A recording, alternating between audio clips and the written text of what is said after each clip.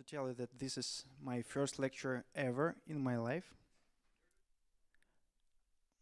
I want to start with a game called Sound Shapes.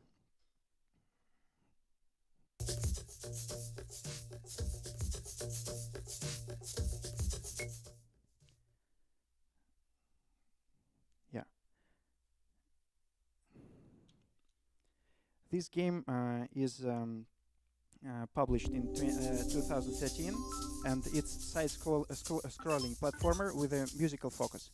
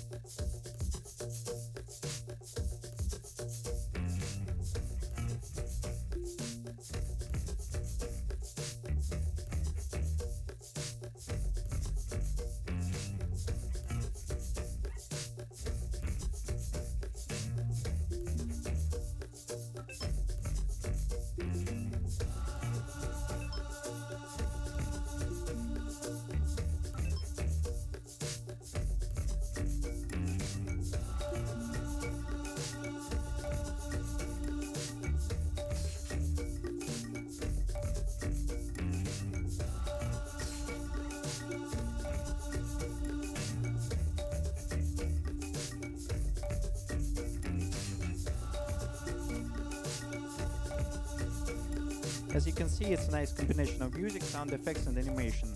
All of those are nicely seen, and the music by Beck is very powerful on my taste. Okay, it's quite a long video. So, more recently, indie developers in particular have been taken with an idea of using adaptive music to generate soundscapes dramatically. Titles like Proteus and Legend of Dungeon produce shifting soundtracks that reacts to the in-game action, creating new and unique music every time. Here is another example.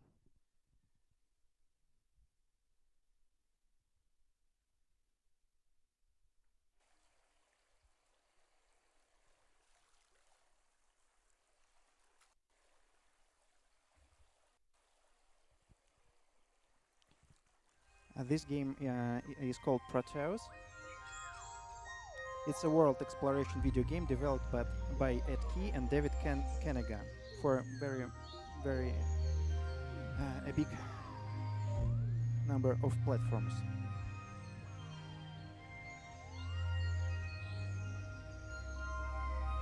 The game is based around adventuring and discovering an island with no specific goals.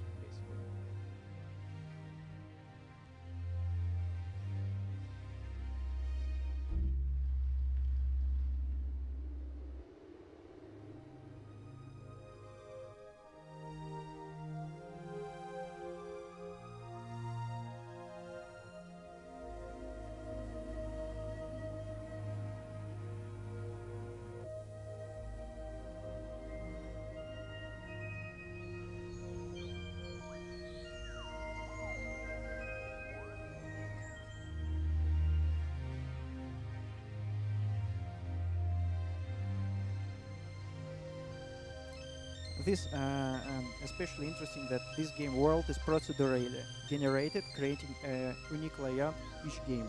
So each session have unique sounds, basically.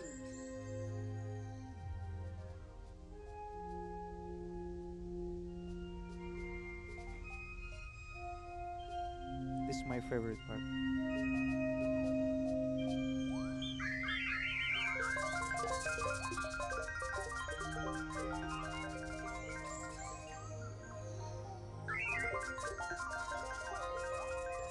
Nice chicken. Okay. And my idea was to show, to demonstrate you how huge could be the difference if we change the atmosphere or add the music to this game.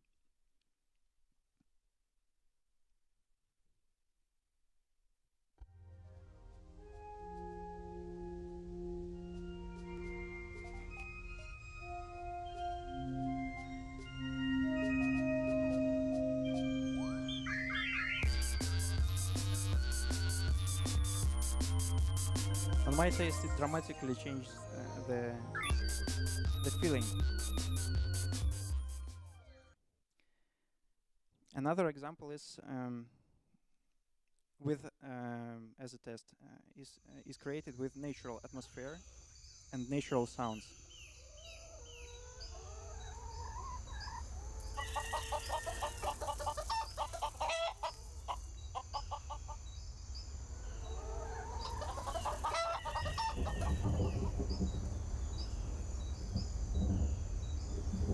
As you can see, the feeling is totally different, and the natural sounds doesn't fit the picture and the world the people created. So now let's go back to the main topic of my lecture. Usually, every sound project consists of three main parts: preparation part, the main part, where the audio contents for the game is created, and the final part with tuning, tweaking, and iterations if necessary. My friend Ari told you a bit about it, but I want to go a bit deeply and tell you some, and I want to be useful for you and tell you some tips, maybe, which could help to organize the project correctly. So all three parts are very important, but let's talk about the preparation part first. I think it to be most important for several reasons. First of all, painful preparation saves a lot of time for both audio and team and the developer, allowing both to make the necessary sound effects during the first pass, without further tedious rework on the initiative of the customer. At this stage, it is very important to establish a good communication between the customer and the audio team, to ask all questions about the provided information and correlate it with the list of sounds without which we cannot produce solid sound design. In my experience, usually the assets list is created initially by a game designer's team and then improved by me. I think it's absolutely normal practice when working on a list from the both sides.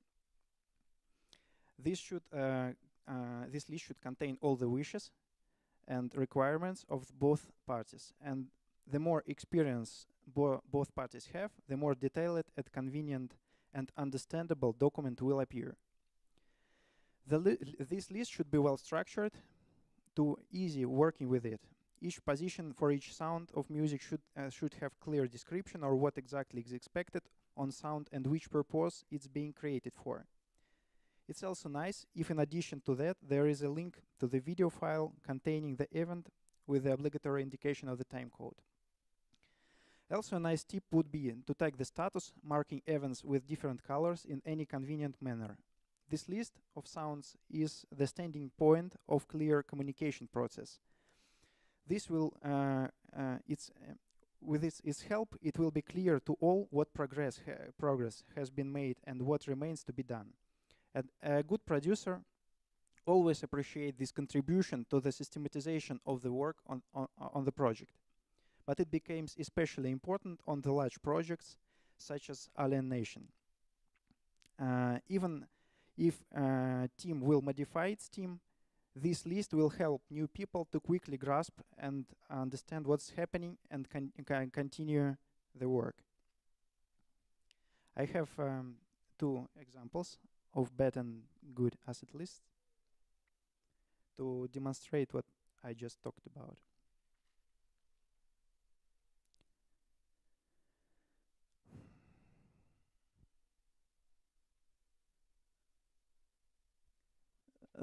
This is the poor and small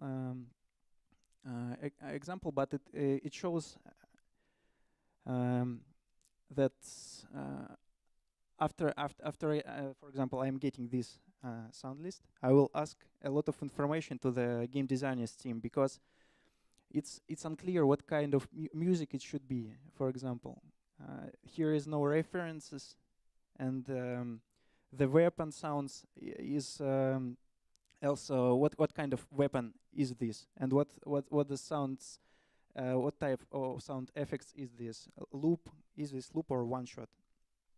And many other. So Good asset list is look totally different.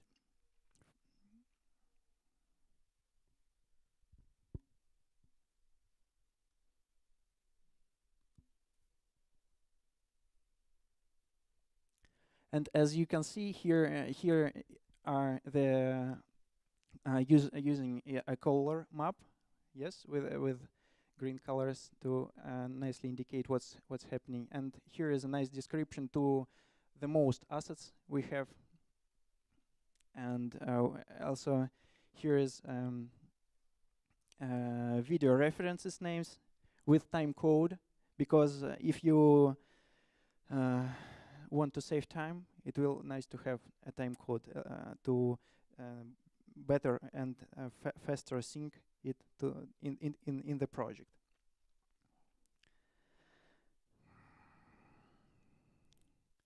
What other materials does the customer need to provide, especially if work with him or her is the first time?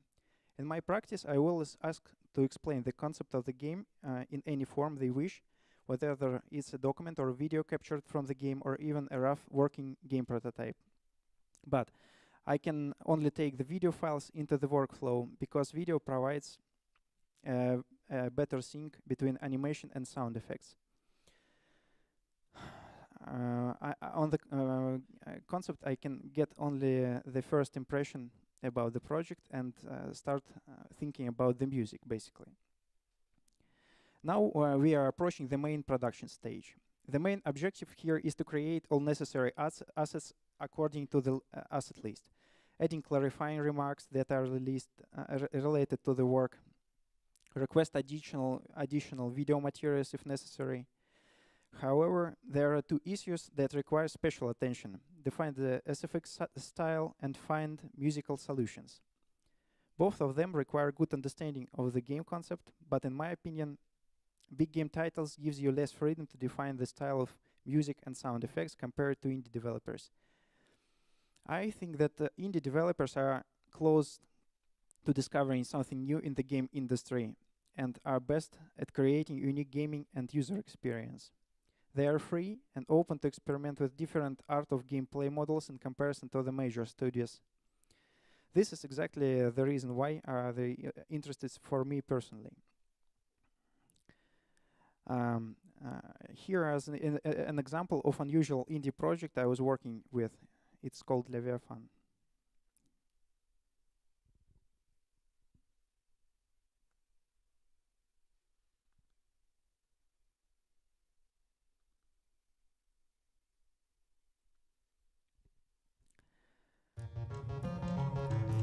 Leviathan project is published last year on the Steam platform in the genre of adventure, quest, visual novel with a touch of mysticism a bit. Branches storyline, lots of dialogues, and interesting art. I like it right from the start when I saw the concept and talked with Andrei Knyazhev. He is the general producer, founder, and ideological developer of this project. I was particularly surprised that compared to a smaller developers team, about 4 writers worked on the script here, and they came up with the details on the whole world with his characters, rules, and history. This inspired me to write the music for them. I wrote several tracks with different mood for fight, calm, and also the intro. Quite funny art. And they didn't talk. It's a way to communication via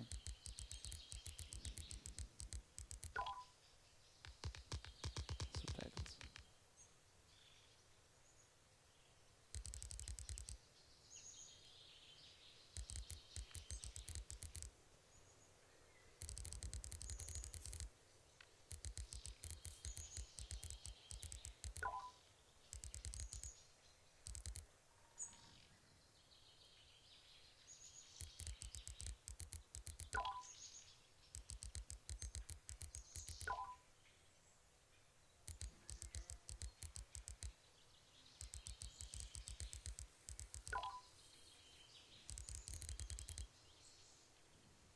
Now it's go to the action, finally.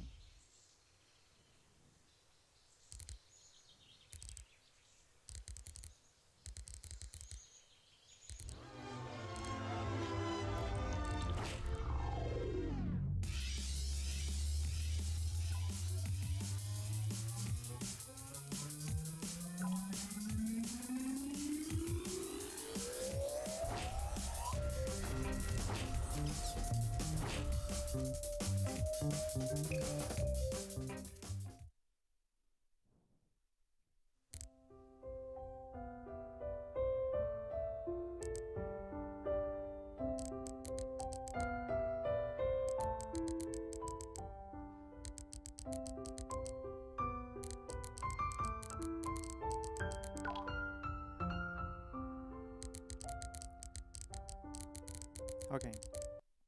I think it's enough.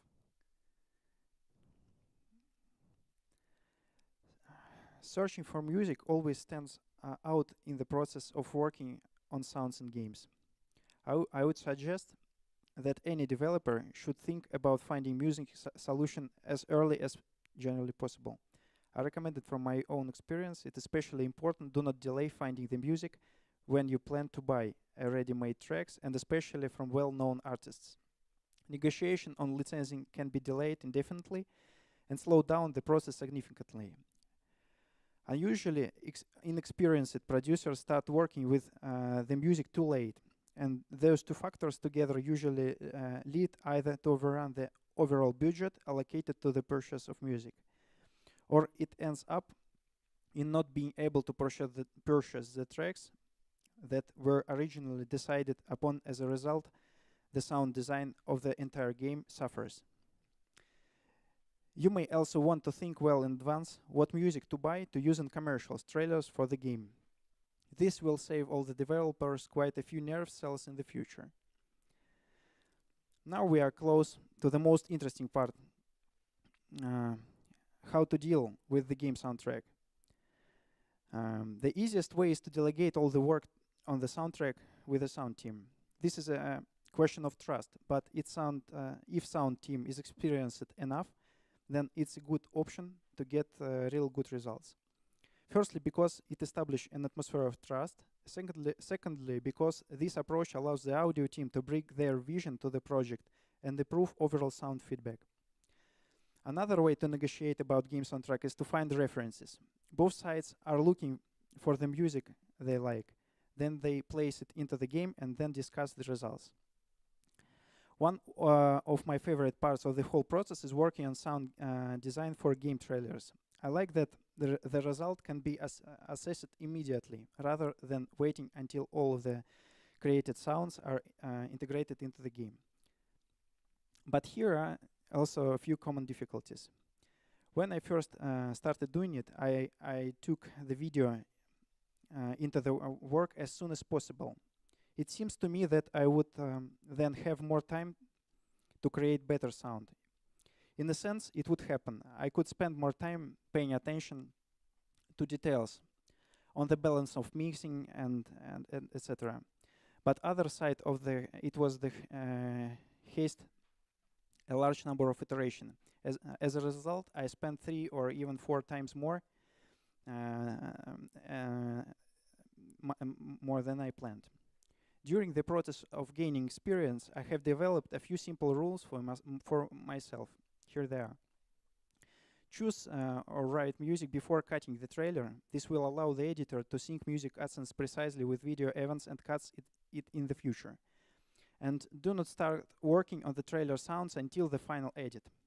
If the trailer is long and complicated, it's really painful to move a bunch of sounds to the new place and redraw the automation curves. But even you follow those rules, flash in the pan could still happen. Suddenly, customer decides to re-edit the trailer exactly when you just leaned back and relax without dedicating your extra time to the job. That's when you start crunching like a monkey just to score this job in time. This happened to me last time I was working on Alienation trailer sounds for Housemarque. What? Okay. And at some point, they have re-edited the trailer about 3 or 4 times, and at some point, iterating the sound for next new version, my eyes and fingers started to burn, and touching mouse buttons became really painful. I made the print screen of the working desktop and attached it to the trailer, to the letter, sorry, asking the guys to stop reworking of the cuts, and my prayers have been heard. Here is that print screen that almost saves me.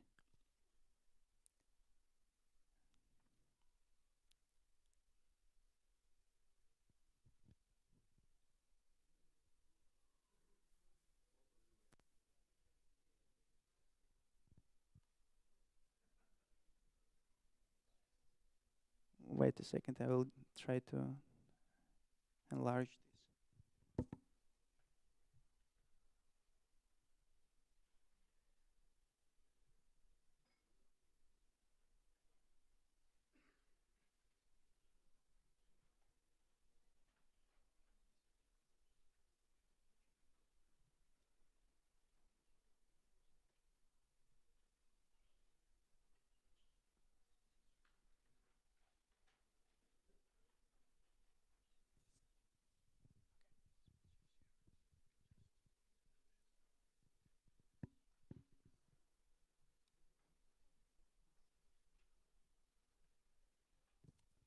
It's not clear view here, but totally it's about more than 50 tracks totally with automation curves and a lot of sounds. Even the trailer is only 1 minute long. We have a lot of different sounds inside of it. So it was really painful to move, for example, if they cut the ending part and move it to the forward. And here I want to show you the results for this trailer.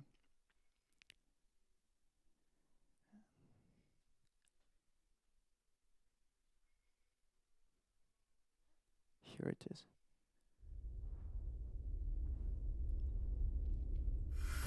The final version was with music, but this is only the sound effects.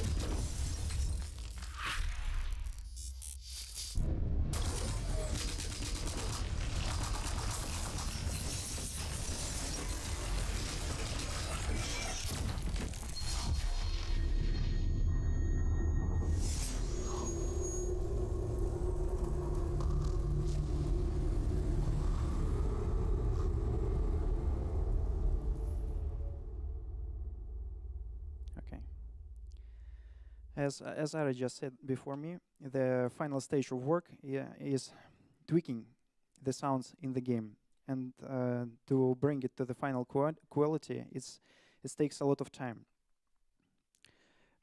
because all the sounds need not only to be created, but they also some of them have RTPC curves attached to some of game parameters such as speed or angles or others. So all this should function well, and it takes time to debug all the problems. If something is malfunctioning, a detailed bug report should be created. This is the most interesting. This is not the most interesting and fairly routine part of the job, but it creates the most positive results and joy when you're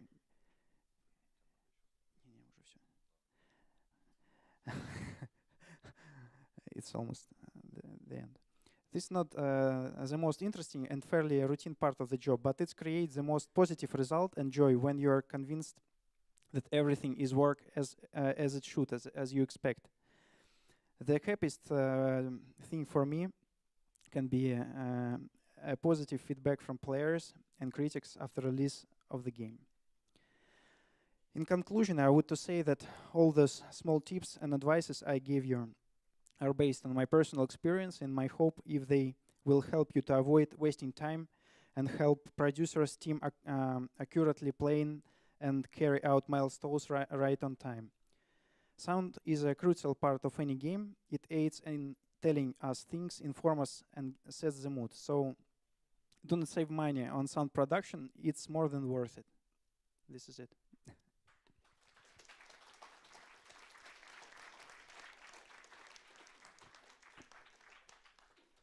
Thank you very much. Thanks, Alexander. Unfortunately, we don't have enough time for the questions, so you can catch him somewhere in the corridor, yeah, and talk